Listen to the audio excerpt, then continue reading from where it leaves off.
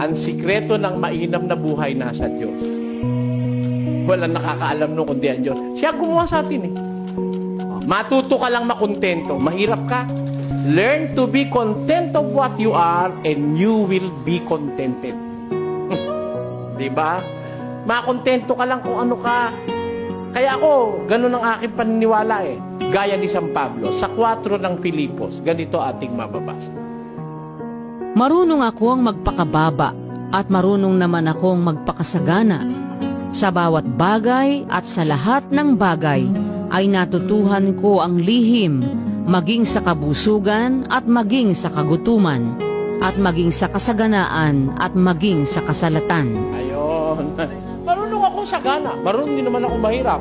Marunong akong masalat. Marunong naman akong marami. Tayo, kontento siya. O pagka kontento ka, may problema ka ba? Wala. Kano kita mo?